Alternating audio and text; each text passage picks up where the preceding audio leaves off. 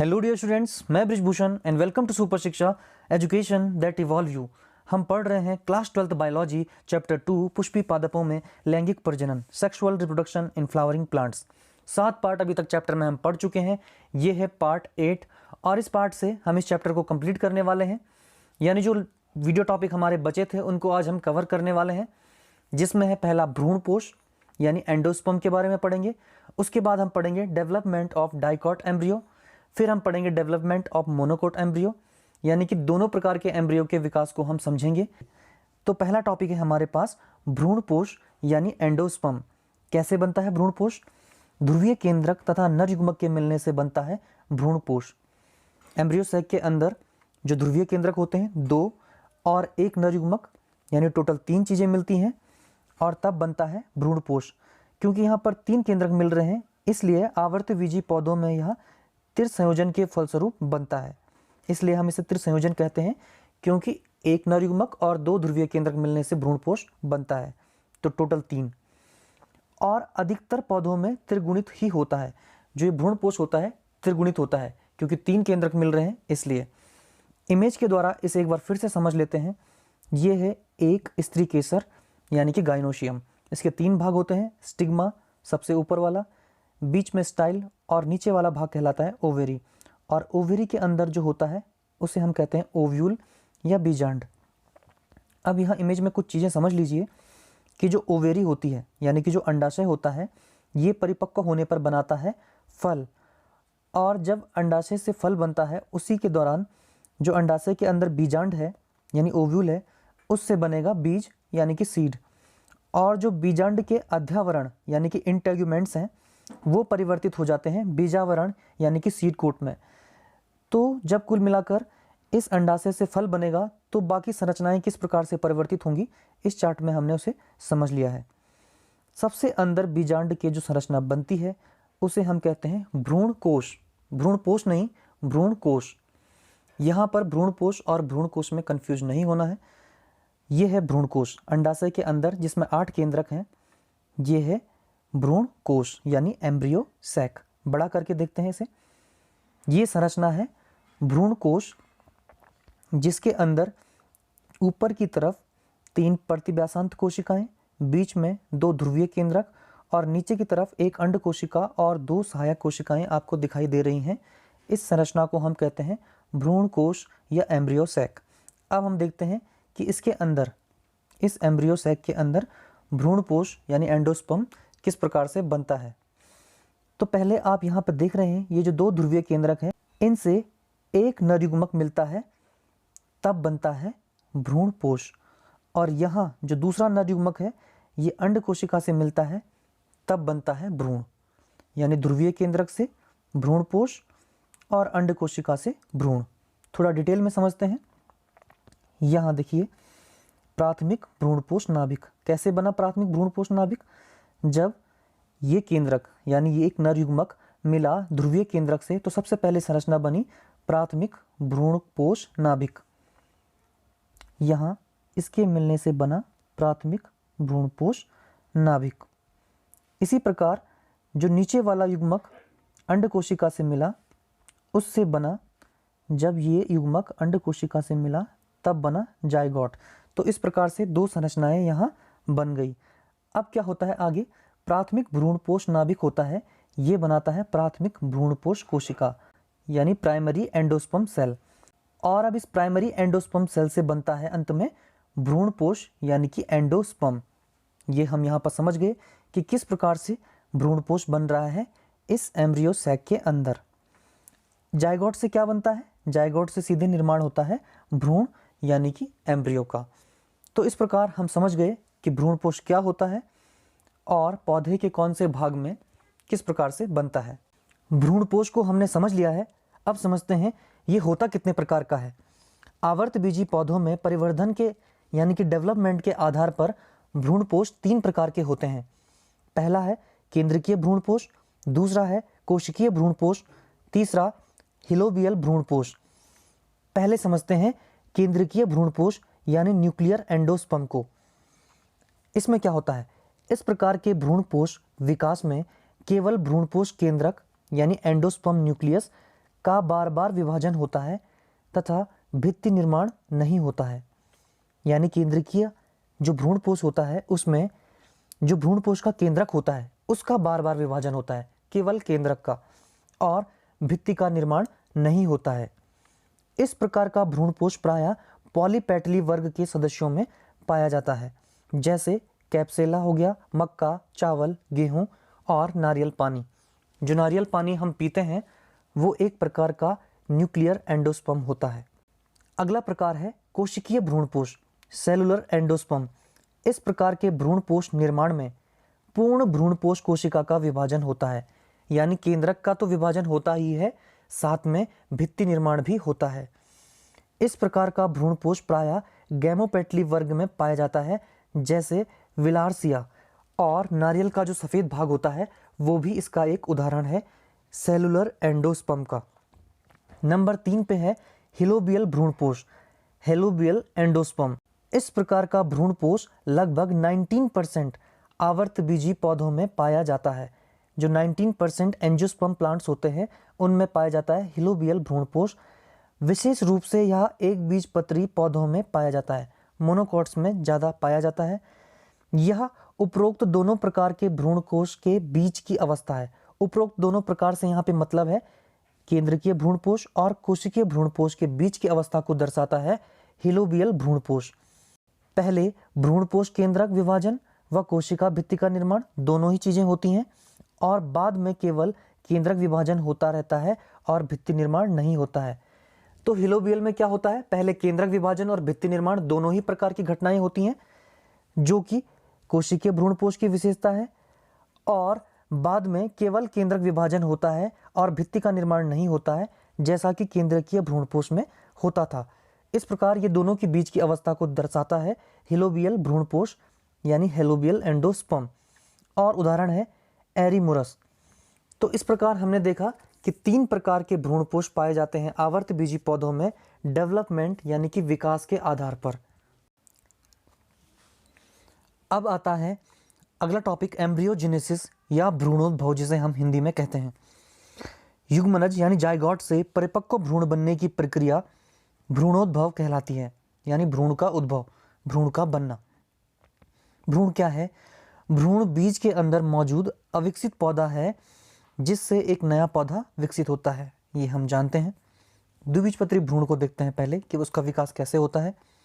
द्विबीजपत्री जो भ्रूण होता है उसमें 2 बीजपत्र होते हैं, 2 कॉटिलेडन्स होते हैं, जिसे हम डाइकॉट भी कहते हैं।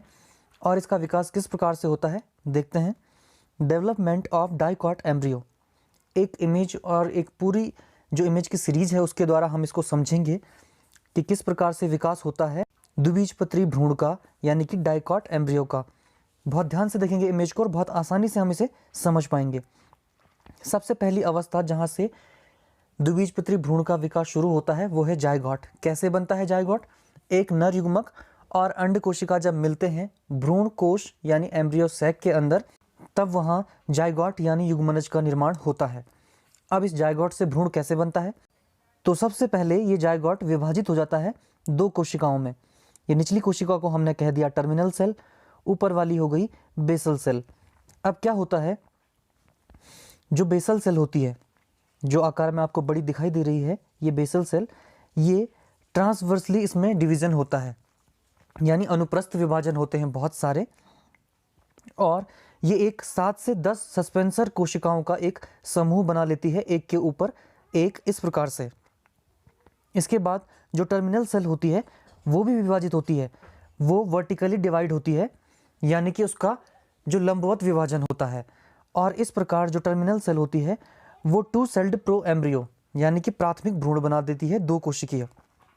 तो हमने देख लिया बेसल सेल डिवाइड होकर बना देती है सस्पेंसर सेल, और जो टर्मिनल सेल होती है वो वर्टिकली डिवाइड हुई और उसने 2 सेल्ड एम्ब्रियो या प्रो एम्ब्रियो यहाँ पर बना दिया है। आगे क्या होता है, सस्पेंसर सेल इसी प्रकार से अभी चल रही है, और जो 2 सेल्ड प्रो एम्ब्रियो था उसमें और विभाजन हुआ और वो 2 सेल्ड से 4 सेल्ड स्टेज में आ गया है प्रो एम्ब्रियो। तो ये इसको हम कहते हैं क्वाड्रेंट। जो 4 कोशिकीय अवस्था होती है प्राथमिक भ्रूण की, उसे हम कहते हैं क्वाड्रेंट। यहाँ ऊपर ये है सस्पेंसर सेल जो बनी है बेसल सेल के विभाजन के द्वारा। आगे अब जो ये सस्पेंसर सेल होती है, ये जो सस्पेंसर सेल यानी कि सस्पेंसर कोशिकाओं का समूह होता है, उसमें जो सबसे निचली कोशिका होती है उसको हम कहते हैं हाइपोफाइसिस सेल। उसका विकास हाइपोफाइसिस सेल में हो जाता है और जो ऊपर वाली कोशिका है वो बना देती है एक बड़ी कोशिका, एक बड़ी कोशिकीय संरचना जिसे हम कहते हैं हॉस्टोरिया या हॉस्टोरियल सेल। तो सस्पेंसर की जो किनारे की दो कोशिकाएं थी वो एक बन गई हाइपोफाइसिस और दूसरी हो गई हॉस्टेरिया। अब देखते हैं कि प्राथमिक भ्रूण में यानी कि प्रो एम्ब्रियो में क्या विकास हो रहा है। तो यहाँ पर वो और विभाजित होता है प्राथमिक भ्रूण यानी कि प्रो एम्ब्रियो, और वो आ जाता है ऑक्टेंट स्टेज में, यानी कि ये है प्राथमिक भ्रूण की 8 कोशिकीय अवस्था। इसके बाद क्या होता है, यहाँ पर एक बात हम समझते हैं कि जो हाइपोफाइसिस सेल होती है उससे निर्माण होता है रूट कैप और रूट टिप का। और यहाँ जो ये प्रो एम्ब्रियो बना है इसकी आधी कोशिकाओं से रेडिकल यानी कि मूलांकुर का विकास होता है और आधी जो कोशिकाएं होती हैं उससे प्लीम्यूल यानी कि प्रांकुर का विकास होता है। तो इस प्रकार जो प्रो एम्ब्रियो होता है उससे बाद में रेडिकल और प्लीम्यूल बनते हैं, जबकि जो हाइपोफाइसिस सेल होती है उससे बनता है रूट कैप और टिप। इसके बाद क्या होता है, जो ये पूरा एम्ब्रियो विकसित हो रहा है ये ग्लोबुलर एम्ब्रियो की स्टेज में आ जाता है, यानी कि जहाँ पे ऑक्टेंट था वहाँ पर अब और विभाजन के द्वारा एक ग्लोबुलर स्ट्रक्चर बन चुका है और ऊपर सस्पेंसर और हॉस्टेरिया। आगे अब जो ये ग्लोबुलर होता है इसके चारों तरफ विकास हो जाता है डर्मेटोजन का। जो ये ग्लोबुलर एम्ब्रियो है इसके चारों तरफ एक परत बन जाती है, एपिडर्मल परत बन जाती है जिसे हम कहते हैं डर्मेटोजन। आगे अब ये जो पूरा का पूरा एम्ब्रियो यानी कि भ्रूण इस अवस्था में हमको दिखाई दे रहा था, ये इस प्रकार के आकार में परिवर्तित हो जाता है। ऊपर ये जो हॉस्टेरियल बड़ी सेल थी वो इस प्रकार यहाँ पर छोटी हो गई है और सस्पेंसर का आकार भी यहाँ बड़ा था, लेकिन इस अगली अवस्था में उसका आकार भी छोटा हो गया है और नीचे जो प्रो एम्ब्रियो था उसका आकार एक हार्ट शेप्ड हो गया है। तो इस स्टेज को हम कहते हैं हार्ट शेप्ड एम्ब्रियो स्टेज। इसके बाद क्या होता है, एम्ब्रियो के आकार में थोड़ा और परिवर्तन हो जाता है, हॉस्टेरिया और सस्पेंसर आकार में छोटे होते जाते हैं और जो ये एम्ब्रियो है या प्रो एम्ब्रियो है इसका आकार अब हार्ट शेप्ड से हो गया है हॉर्स शू शेप्ड, यानी कि घोड़े का जो पैर का जो आकार होता है उसके शू का, उसकी तरह इसका आकार हो गया है इस प्रो एम्ब्रियो का। तो यहाँ पर एक सीक्वेंस भी हम याद रखते हैं कि ग्लोबुलर के बाद हार्ट शेप्ड हो जाता है एम्ब्रियो और उसके बाद हॉर्स शू शेप्ड हो जाता है प्रो एम्ब्रियो। इसके बाद अब हम इस एम्ब्रियो को और डिटेल में देखते हैं तो इस प्रकार की संरचना हमें दिखाई देती है। यहाँ ऊपर ये छोटी सी हॉस्टेरिया, नीचे छोटा सा सस्पेंसर यहाँ पर आपको दिखाई दे रहा है और सस्पेंसर के ठीक पास जहाँ पर ये प्रो एम्ब्रियो जुड़ा है वहाँ पर विकसित होता है रेडिकल और यहाँ बीचों बीच ठीक इसके विपरीत दिशा में हमें दिखाई दे रही है एक संरचना प्लीम्यूल।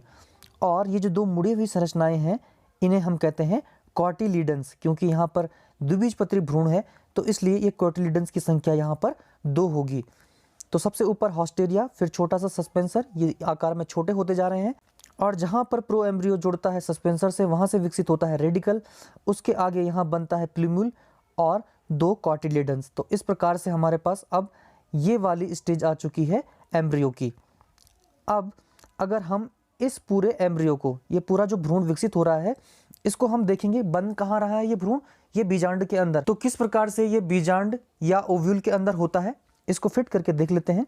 ये एक बीजांड का स्ट्रक्चर है और ये भ्रूण, ये पूरा जो भ्रूण विकसित हो रहा है इस प्रकार से इसके अंदर रहता है। छोटा करके हमने यहाँ पर इसे देखा और अब यहाँ से क्या होता है आगे, ये जो हॉस्टेरिया और सस्पेंसर है इनका कार्य यहाँ तक समाप्त हो जाता है।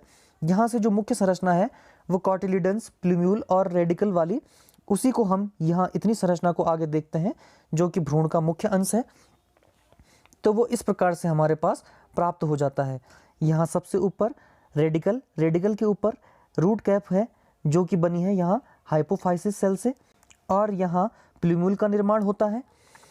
अब रेडिकल और प्लीम्यूल के बीच जो स्थान होता है, तो जो रेडिकल की तरफ वाला भाग होता है उसे हम कहते हैं हाइपोकोटाइल और जो प्लीम्यूल की तरफ वाला भाग होता है उसे हम कहते हैं एपिकोटाइल। तो यहाँ पर रेडिकल, प्लीम्यूल, एपिकोटाइल और हाइपोकोटाइल को हमने देखा, और ये जो दो संरचनाएं हैं ये होते हैं कॉटिलीडन्स, क्योंकि डाइकॉट है तो दो होती है कॉटिलीडन्स की संख्या। तो इस प्रकार हमने देखा कि जाइगोट से लेकर किस प्रकार से यहाँ भ्रूण का निर्माण होता है या भ्रूण का विकास होता है द्विबीजपत्री पौधों में। सबसे पहले जाइगोट था। जाइगोट दो कोशिकाओं में विभाजित हुआ, बेसल और टर्मिनल। बेसल सेल से बनती है सस्पेंसर सेल और टर्मिनल सेल से बनती है प्रोएम्ब्रियो, यानी कि टू सेल्ड प्रोएम्ब्रियो। फिर उसके बाद क्वाड्रेंट स्टेज आती है, यानी कि 4 कोशिकीय अवस्था आती है। फिर 8 कोशिकीय अवस्था आती है प्रोएम्ब्रियो की, और यहाँ साथ साथ हाइपोफाइसिस सेल और हॉस्टेरिया का विकास होता है। फिर ग्लोबुलर स्टेज आती है, फिर उसके बाहर से डर्मेटोजन का विकास होता है। फिर हार्ट शेप्ड स्टेज आती है एम्ब्रियो की, फिर हॉर्स शू शेप्ड स्टेज आती है। इस प्रकार से एम्ब्रियो में रेडिकल और प्लूम्यूल विकसित होते हैं। उसके बाद हम एक परिपक्व संरचना इस भ्रूण की देख सकते हैं इस बीजांड के अंदर। तो इस प्रकार से विकास होता है डाइकॉट यानी कि द्विबीजपत्री भ्रूण का। अब हम समझते हैं एक बीजपत्री भ्रूण और उसके विकास को। डेवलपमेंट ऑफ मोनोकॉट एम्ब्रियो किस प्रकार से होता है। सबसे पहले देखिए, एक बीजपत्री भ्रूण में एक ही बीजपत्र होता है, एक ही कॉटिलीडन्स होता है, ये हम जानते हैं।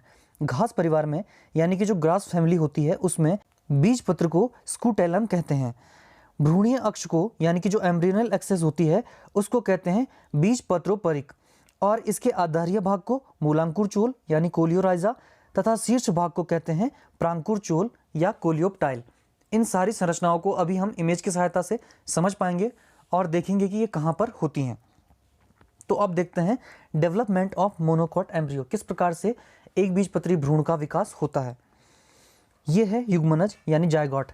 कैसे बनता है, एक नर युग्मक और अंड कोशिका के संलयन से यानी कि मिलने से ये बनता है जायगोट। और ये किसके अंदर होता है, ये होता है बीजांड के अंदर। बीजांड के अंदर जो भ्रूण कोश यानी एम्ब्रियो सैक होता है वहाँ बनता है ये युग्मनज या जायगोट। हम जानते हैं बीजांड में 2 सिरे होते हैं, एक होता है चैलेजल एंड और दूसरा होता है माइक्रोपेलर एंड। बीजांड का जो छिद्र वाला पोर्शन होता है उसे हम कहते हैं माइक्रोपिलर एंड, और इसके विपरीत वाला होता है चैलेजल एंड। अब यहाँ हम जायगोट यानी युग्मनज को समझते हैं कि इसमें किस प्रकार से विभाजन हो रहा है। तो सबसे पहले विभाजन होता है ट्रांसवर्स डिवीजन यानी कि अनुप्रस्थ विभाजन होता है इस जायगोट में, और ये 3 कोशिकाओं में बंट जाता है। इसके बाद जो सबसे ऊपर वाली यानी कि चैलेजल एंड वाली कोशिका है उसे हमने नाम दिया टर्मिनल सेल, और मिडिल सेल जो बीच में है, और जो माइक्रोपेलर एंड है जो बीजांड का उस तरफ जो कोशिका है इस जायगोट की उसको हमने नाम दिया है बेसल सेल। तो ये 3 कोशिकाओं में विभाजित हो गया है यहाँ ये जो जायगोट यानी कि युग्मनज है। इसके बाद जो टर्मिनल सेल होती है उसका कार्य क्या होता है, ये निर्माण करती है कॉटिलीडन्स यानी कि जो एक बीजपत्र होता है उसका निर्माण करती है। मिडिल सेल ये बहुत सारे अंग बनाती है जिसमें आता है प्लूम्यूल जिसे हम प्रांकुर भी कहते हैं। इसके बाद रेडिकल यानी कि मूलांकुर, एपिकोटाइल, हाइपोकोटाइल और सस्पेंसर सेल, ये सारी संरचनाएं एक बीजपत्री भ्रूण में बनती हैं मिडिल सेल से। बेसल सेल का कोई विशेष कार्य नहीं होता है और ये आगे जाकर समाप्त हो जाती है। तो यहाँ पर इन तीनों कोशिकाओं को हमने इस प्रकार से दर्शाया है। सबसे नीचे बेसल सेल, बीच में है मिडिल सेल और ये ऊपर वाली है टर्मिनल सेल। अब देखते हैं, हम जानते हैं कि जो कॉटिलीडन्स का निर्माण होता है वो टर्मिनल सेल से होता है, और जो मिडिल सेल होती है उससे प्लूम्यूल, रेडिकल, एपिकोटाइल, हाइपोकोटाइल और सस्पेंसर सेल बनती हैं। यही हमने यहाँ पर भी देखा था। और बेसल सेल किसी विशेष संरचना का निर्माण नहीं करती है। अब देखते हैं आगे क्या होता है। ये 3 कोशिकाएं हमने इस प्रकार से कलर में बना ली हैं ताकि हम आगे समझ सकें कि किस कोशिका से कौन सा भाग बन रहा है एक बीजपत्री भ्रूण का। तो अब यहाँ देखिए, अब यहाँ इस इमेज में समझिए कि कौन सी सेल से कौन सा भाग बना हुआ है। ये वाला भाग जो आप देख रहे हैं ये बना है मिडिल सेल से, ये है बेसल सेल, और इस तरफ ये जो भाग बना है वो बना है टर्मिनल सेल से। अब ये कौन कौन से पार्ट क्या बने हैं किस सेल से समझते हैं।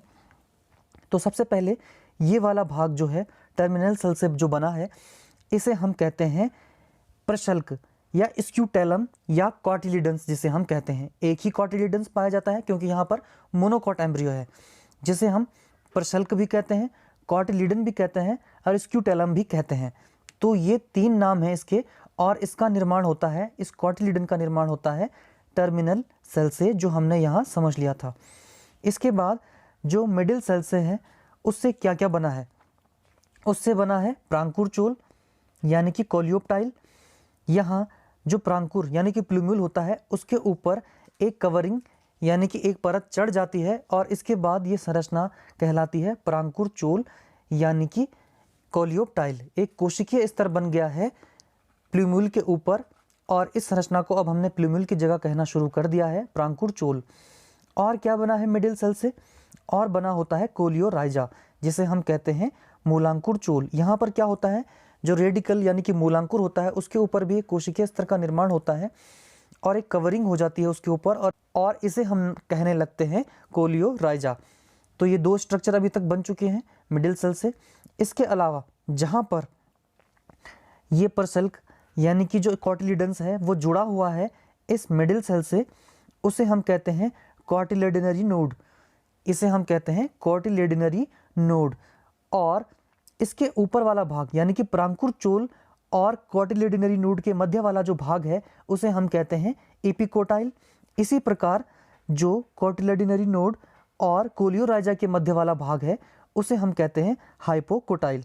तो ये दो भाग आपको याद रखने हैं, जो प्रांकुर चोल की तरफ है एपिकोटाइल और जो मूलांकुर चोल की तरफ है वो है हाइपोकोटाइल। इस प्रकार से ये दो भाग दोनों तरफ होते हैं कॉटिलिडनरी नोड के। तो इस प्रकार हमने देखा कि जो मिडिल सेल थी उससे प्रांकुर चोल, कॉटिलिडनरी नोड, मूलांकुर चोल, एपिकोटाइल और हाइपोकोटाइल बना है, जबकि जो टर्मिनल सेल है उससे बना है कॉटिलिडन या स्क्यूटेलम जिसे हम कहते हैं। और जो ये बेसल सेल है इससे किसी विशेष संरचना का निर्माण नहीं होता है। और यहाँ पर एक छोटा सा जो आपको ये संरचना दिखाई दे रही है ये है सस्पेंसर सेल। आगे समझते हैं।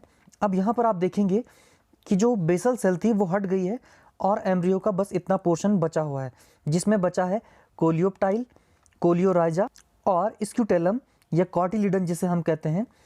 ये बहुत यहाँ पर छोटा और पतला होता है ये कॉटिलिडन्स, और इसमें कोई रिजर्व फूड यानी कि संचित खाद्य पदार्थ नहीं होता है। द्विबीजपत्री पौधों में मुख्यतः जो कॉटिलिडन्स यानी बीजपत्र था उसका कार्य होता था भोजन को संचित करना, उसमें भोजन का संचयन होता है जिससे वो एम्ब्रियो को पोषण देता है। लेकिन यहाँ पर जो कॉटिलिडन्स है वो बहुत पतला और पेपरी होता है, यानी बहुत ही पतला होता है, तो उसमें कोई रिजर्व फूड मटेरियल नहीं होता है। किस प्रकार से फिर भ्रूण को पोषण मिलता है हम देखते हैं आगे। अब ये है एक मोनोकॉट का सीड, और इसमें कहाँ एम्ब्रियो होता है और किस प्रकार से वो पोषण प्राप्त करता है हम समझते हैं। तो यहाँ पर इस सीड में बीचों बीच आपको जो एक परत दिखाई दे रही है, ये परत इसको दो भागों में विभाजित कर देती है, और ये परत होती है एपिथीलियम परत। अब जो ऊपर वाला पोर्शन है यहाँ पूरा स्टार्ची एंडोस्पर्म होता है, और इसके बाहर जो लेयर होती है उस परत को हम कहते हैं एल्यूरोन लेयर या एल्यूरोन परत, जो एक प्रोटीन की बनी हुई परत होती है।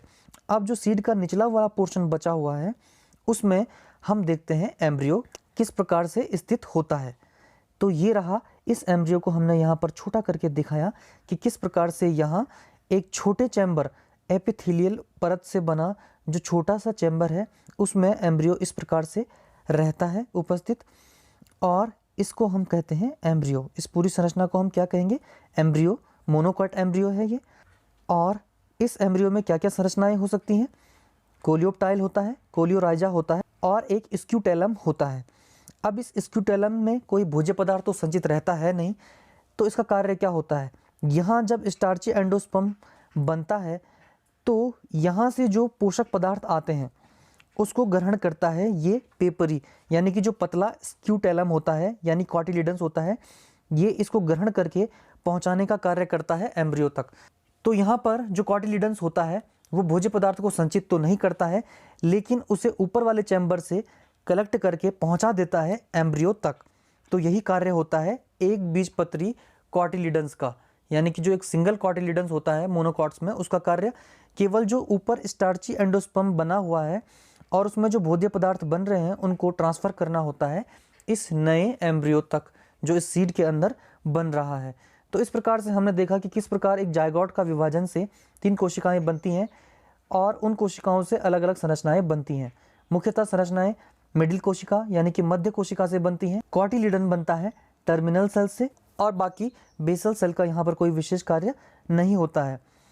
और जब ये एम्ब्रियो बन जाता है तो किस प्रकार से ये भ्रूण के अंदर उपस्थित होता है ये भी हमने देखा, और उसमें कौन कौन सी संरचनाएं पाई जाती हैं। तो भ्रूण में कौन कौन सी संरचनाएं पाई जाती हैं अंत में? कोलियोप्टाइल, कोलियोराइजा और स्क्यूटेलम यानी कि कॉटिलीडन। तो ये था डेवलपमेंट ऑफ मोनोकोट एम्ब्रियो। अभी भी हमारे पास चैप्टर में 2 टॉपिक बचे हुए हैं, आर्टिफिशियल हाइब्रिडाइजेशन यानी कृत्रिम संकरण, और इसके अलावा एपोमिक्सिस यानी कि असंजनन और बहुभ्रूणता।